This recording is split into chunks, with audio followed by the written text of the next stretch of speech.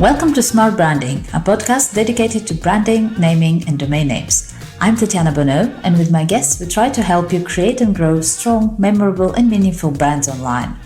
I believe time is one of our most precious assets, and so I want to thank you in advance if you decide to spend the next 30 minutes with us. I promise to do my best to make those worth it. Let's go.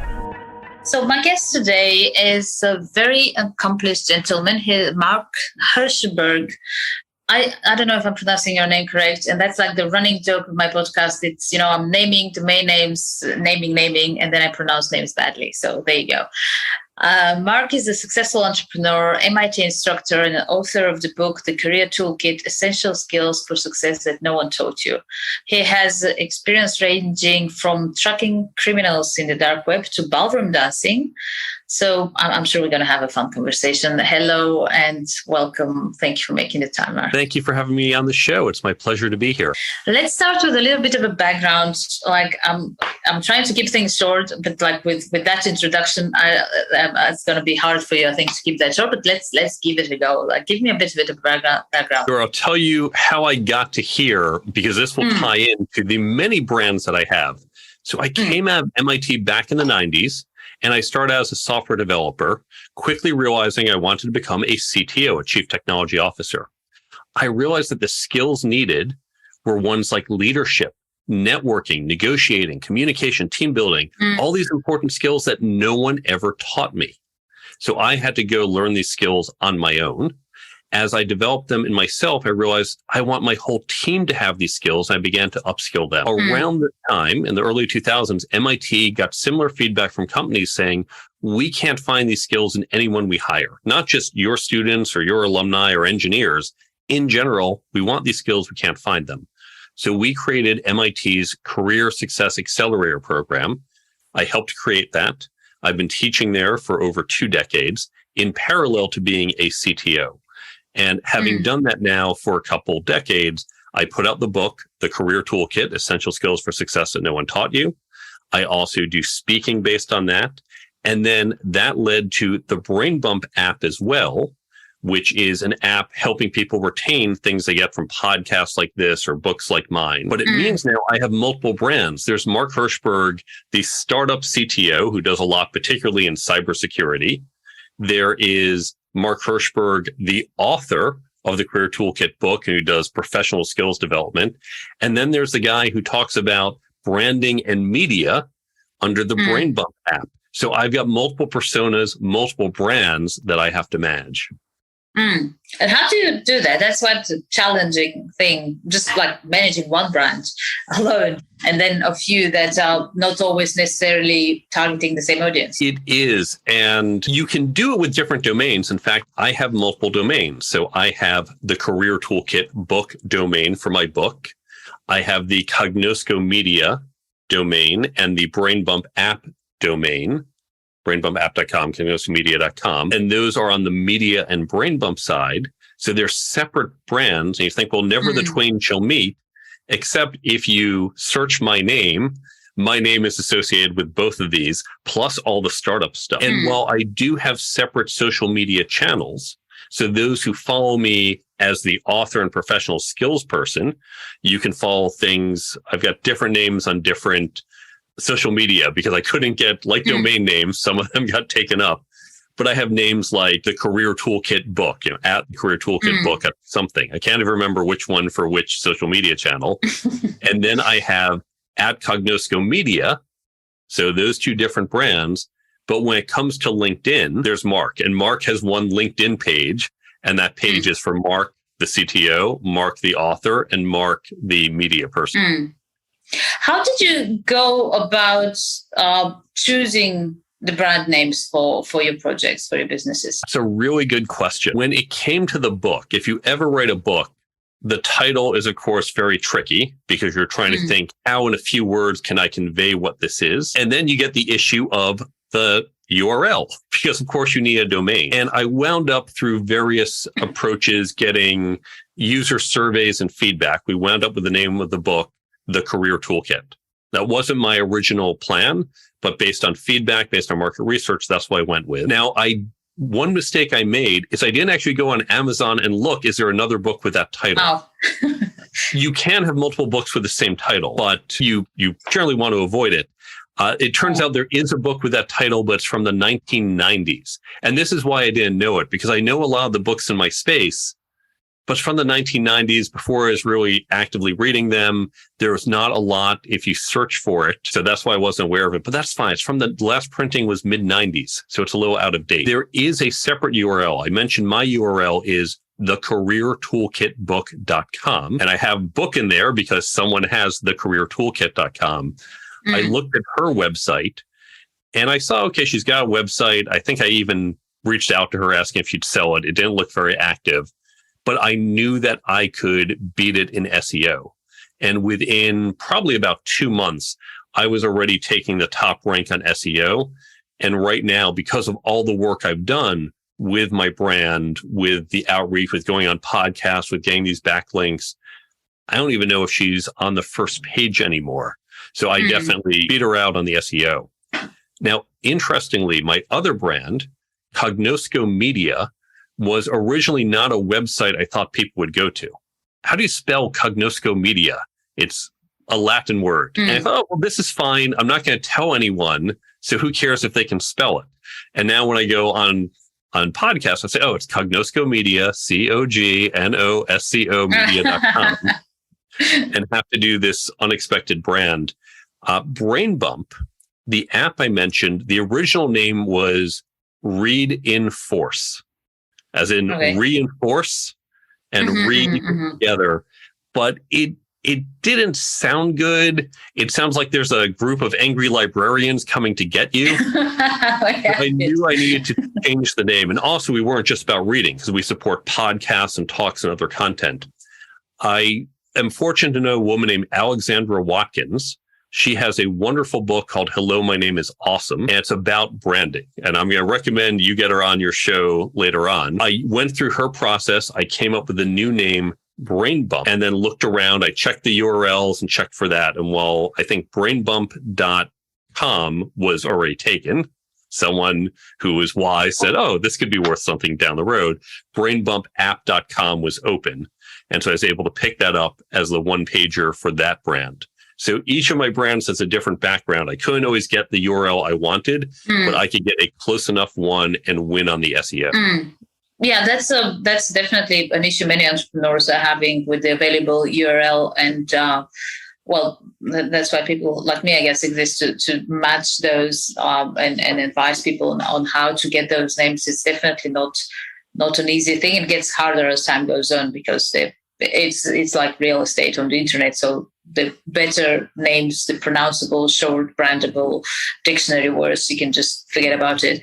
But it's a very common thing to add a word or add some descriptive to the brand. So we mentioned domain names now quite a few times. Tell me a bit more about your experience with domain names. I first learned about the World Wide Web back in 1992.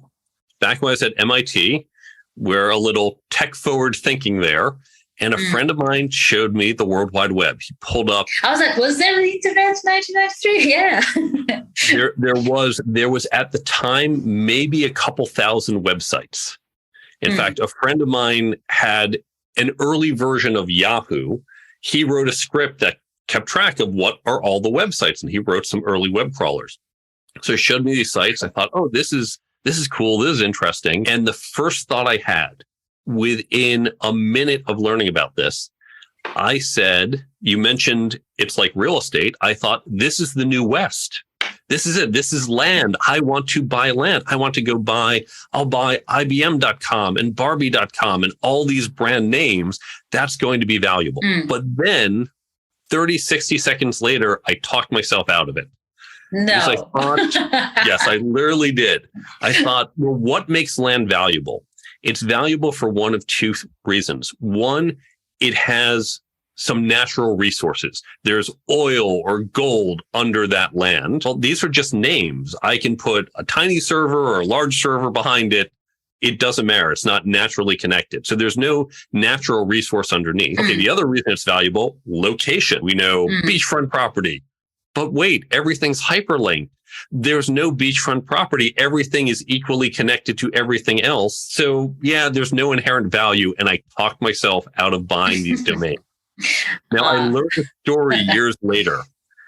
Those who might be closer to my age and lived in the US, we used to have back in the 90s, collect calling was very popular. You would dial a phone number, a special 1-800 number, and then you'd say, I want to talk to this person. It would be done as a collect call where the person receiving the call would get the charge.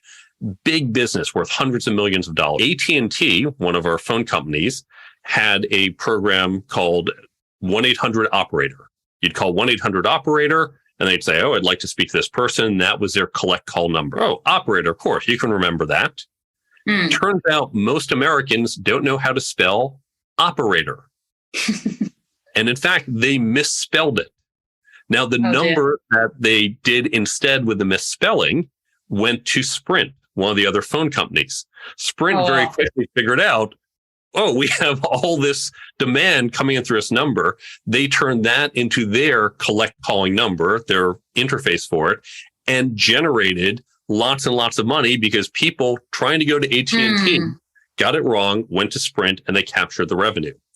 If I knew that story back in 1992 when we learned about the web, I would have said, oh, wait, short URLs matter. Spelling matters. There is value. So I learned the lesson a little late. That's the thing. And that's something that I see a lot with businesses, exactly the same story with domain names. And I think it's something that I have, that it's kind of a recurring topic with guests that I have on different issues in different industries. But one common mistake that I see people make pretty much on every podcast, where I always bring up the question about, in your field of expertise, what are the common mistakes that people make? And it always actually can simplify them, or very often you can simplify them to people forget that they are not their customer. So if you think, I'm fine, I can spell that, I can remember that, I can type that, I don't have an issue with that, great. But your customers are not you. And very likely they will have a problem with that. You are spot on. In fact, Brain Bump, while that is a very good brand, and it goes to what we're trying to do. People hear it, Brain Bump, we're trying to help you remember things. It's like a nudge for your noggin. But when I went through the whole naming exercise, what I didn't take into account is some people hear it as brain dump. Oh, it's taking all the information, dumping it out. And I go on podcasts and the host will half the time say brain dump. And then it's a question of, do I want to get the brain dump domain? But I think Brain Bump, it's enough. I just say it often enough and make sure to enunciate it that people hear it correctly. Absolutely. And well, that's the thing. And I say that often when I talk to entrepreneurs about domain names, and like, I don't want to spend all that money on that, or I don't need to spend all that money on whatever domain name. And it's like, it's not that it's not doable. I mean, you have like hugely successful companies that don't have their domain name that exactly matches their brand. It is doable. It's just a matter of what would it cost you to achieve that with a domain name that's not perfect, compared to what is the asking price for that domain. And if you're fine with, that's like you do the math and you're fine with paying, it costs you less getting there by, SEO, by repeating something, by whatever, then it makes sense. So that's always my advice, to just take it seriously, do the calculations, think about it, and then you know your business best, so you know what makes sense. Yeah. What's the cost of generating that traffic? What's the cost of the lead to you? And that's really how to look at. I remember another incident. This is back in early 2000, January 2000. I was at a company called iShake, EYESHAKE. It was like a visual handshake was the thinking. Okay.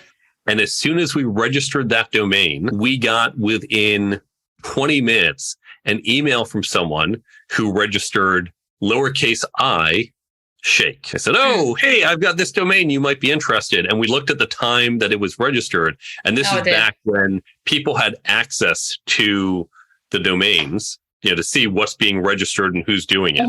And very quickly figured out, so this guy was just kind of watching and sniping every time a domain got registered.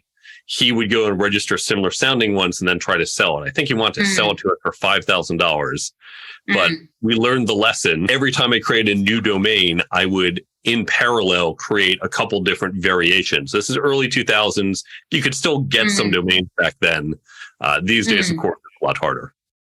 Definitely. And that's one on domain names. And I'm going to move on to other things now, but just on that, definitely something like having a domain name strategy. It's absolutely, I think, imperative to anyone, like whether it's personal brand, a book you mentioned, a business, whatever, generally just like thinking through all the options, making sure that, you have all the misspellings, whatever, just trying to think as your audience would. Like not oftentimes, luckily, but I see sometimes like huge brands that would have like, they would launch a product or something and they would have like a dash in the name and not get the not dashed version. It's like, what are you doing? What are you doing? Like, you're just going to like drop people. And it always comes down to, I feel, obviously it's a business. You always want to make money and, stay in business so that you're able to continue doing what you're doing. But ultimately, I see it as, in a way, it's a respect to your customer. It's a respect to their time, to the security of their data as well, because, compromises with domain names, that leads to compromises with security, inevitably, emails lost and all that stuff. So it's definitely something that's not just about you and your bottom line, but it's also about your customers and the respect you show to them by making it easier for them to, reach you and making sure that their emails, their searches, everything leads to you as they expected. Oh, you there? I think I lost your sound. No, I'm still here. Oh, there you go. There you go. Let's talk a bit about the career toolkit. And I love that topic because I have an 18 years old in the house. And he's like pulling his hair out about career choices and where to go. And I completely agree with what you said at the beginning. What your experience was, that you come out with what's supposed to be great education, but then you're lacking skills that's like a really basic, and with those, that great education just looks like some kind of a, I don't know, like I'm trying to imagine it figuratively speaking. It's like some great set of books that you have, but you can't use them. You don't know what to do with them. They're just stuck and you're carrying them with you. And so what? It's unfortunate that our education system is set up for these technical skills. I don't just mean engineering, internet. I mean mechanical skills like knowledge of history or writing, but not a lot of what people typically call soft skills, which is what makes that technical knowledge more applicable and more effective. And I hope our education system changes. It's going to take a couple decades to do so. But we need to recognize these skills make us more effective in our jobs, whether we're 8 or 38 or 58, we need these skills. And so we need to develop them on our own if our education, formal or through a company, we're not getting that training. So I wrote the book as one way to do this. There's obviously other books on these topics. My book, by the way, 10 skills, 10 topics. It's written so it's very succinct. So many books it's one idea and then they beat it to death for an extra 100 pages. This way, it's very succinct. Each chapter has a mental shift, how to think about the skill, concrete things you can do to be better at, and then next steps if you want to go further. And you can read it in any order. You don't have to read it front to back. You can say, I want to get better at negotiating, something I'm sure many of your folks need when they're buying and selling domains. And so you can jump right to chapter 9 and go right to negotiating. Read the other chapters later when they're relevant. It's a toolkit, so you can pick up the tool that you need when you need it. Absolutely. And so that kind of partly answers my question is who would benefit from reading that book? We kind of, so if I understand correctly, that can be somebody who is like right at the beginning of their career path and, they don't know how to navigate that, or somebody who has already some success, but they're looking to improve, or they know there's some things that are not working. If you say, I need to get better at these skills, I want to be better at networking, for example, it doesn't matter your age. This book can help you improve that skill set. So wherever you are in your career, this book can help you if you need help with these skills. Wonderful. And how does it's very, or maybe there is some link there, but like how does you have the book and that's on career and getting better at what you're doing, and then you have the Cognosco Media, and I can see how the Cognosco Media and the Brain Bump actually link up, but give me a bit more of a background on how those tie together. One of the challenges with a book like mine, or in general, a self-help book, a business book, is where you read information isn't where you need information. So for example, you read that chapter on networking or negotiating, but you're not going to be at a networking event or at a negotiation table for 2 months. What are the chances you still remember what you read? It's pretty slim. Yeah. I want to help people retain information, even for great podcasts like this. The reality is people are probably forgetting most of what they heard a day or two later. We want them to remember it. They want to remember it. How can we help them? So Brain Bump basically takes the key ideas from this content, from books, blogs, podcasts, classes, and talks. The key ideas are in there. It's like a cross between a flashcard app and a daily affirmation app. So in my book, if you went through with a highlighter, we've got those highlights already in the Brain Bump app. And so you can get the free app. Brain Bump's completely free. You download the tips that come from the book, also free. We don't even check, did you buy the book? If it's on there, it's free, you can get. So it might be a book you're reading as a companion, or it might be something you want to check out. So you get those tips and you can use it one of two ways. All the tips, each tip is like a flashcard, not with a question answer, just here's the answer. Here's the thing you want to remember. They're all tagged. Think like hashtags. So if you're at a conference 2 minutes before you walk into the room, you can say, oh, what were those great networking tips in Mark's book? You open up the app, you hit that networking tag, and there are all the tips. And you just flip through it and you get that just in time reminder of what you need to know. That's very cool. Now, it also has a daily affirmation version, which is that as you're reading the book or as you're listening to a podcast like this, say, well, I want to remember this. I want to keep it top of mind. So each day at a time you, the user, set, you get a single push notification with one of those pieces of advice. And you can define and say, I just want leadership tips, or I just want tips on buying domain names, or whatever the tag is you want, or all of them. And it comes again at a time you set, because we all get so much these emails, these text messages, and they annoy us. We never want to send you things you don't want. And by saying the time, you can think, you know what, I'm a new manager. So at 9 a.m. when I walk into the office, that's when I want the management tip. That's when it's relevant. Not at 3:32 p.m., not at 7:15 p.m., 9 a.m. So you get what information you want, when and where it's relevant to you. You don't even need to open the app. You just get that little push. You see the tip. You go, great. That's helpful. Swipe it away. From the brand's perspective, all of these tips, they come with the name of the brand, the name of the podcast, the name of the book. So you help build up that brand recognition. They're also linked back. So tips from a podcast, for example, are linked back to the podcast episode. This way, the app user says, oh, great tip. I want to go deeper. Great. Click. You're there. The brand creator, the podcaster in this case, says, I want people to listen to my back catalog. That was some great advice from 3 years ago. No one's looking at my old catalog, but it came up now because that tip is relevant to this user, and you can drive them to the back catalog. That's very cool. And that's, I don't know how other people are, but I'm like very much like that. And like I can consume a lot of information quickly and, get it and have fun with it. If I'm not using it, it's gone. Like I can reread the book a few months later and be like, wow, that's a great book. I've never, heard of that before. So that's just perfect. Like I'm going to download it as soon as we end up that podcast. It uses spaced repetition, which is one of the few proven techniques to help us remember and retain. Spaced repetition, it's a fancy name for why when we were in school, we opened the book again and looked at before the test, or why we created flashcards and went through it. It's just the repeated exposure. And the thing is, we all want to do that, but it's so much effort to look at the book again. Who has time for that? So in this passive learning mode where it puts that one little push notification each day where you don't even have to open the app, that's what helps us retain it. The app makes it very easy for you to do that.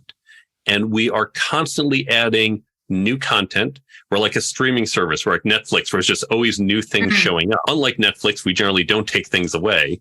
So we're always adding new books, blogs, podcasts. So every month there's new content being added. And I've got people reaching out. You can find all this, by the way, at the brainbumpapp.com website. I know I've thrown out lots of websites.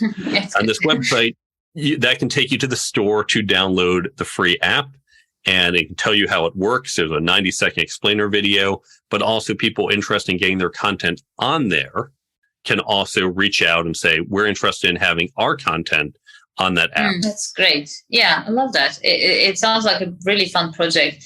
And on that, what's next? We're kind of at the beginning of the year where you have a lot of projects already going. What are you looking forward to this year? I've got a lot going on. I have what we haven't really talked about is I build tech startups. I've got another one of those. In fact, we just went through the naming exercise because the name we had wasn't quite right for a pivot we did, and we had to come up with a new name. But we're not public yet, so I can't mention that yet.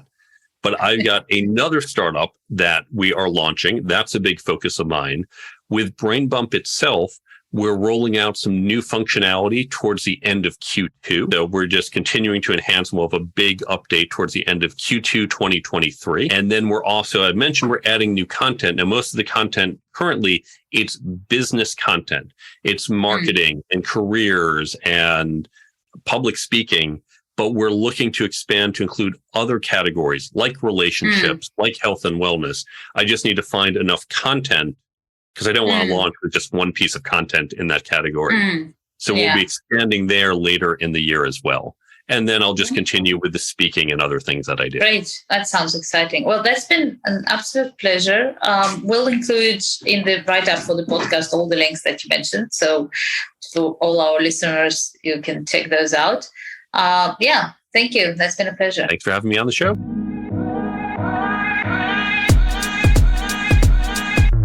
Thank you for joining us in this episode of Smart Branding Podcast. Feel free to visit smartbranding.com for more information and reach out if you have any suggestions, questions, ideas, or just want to learn more about how a good domain name strategy can help you build a strong and successful brand. See you next time.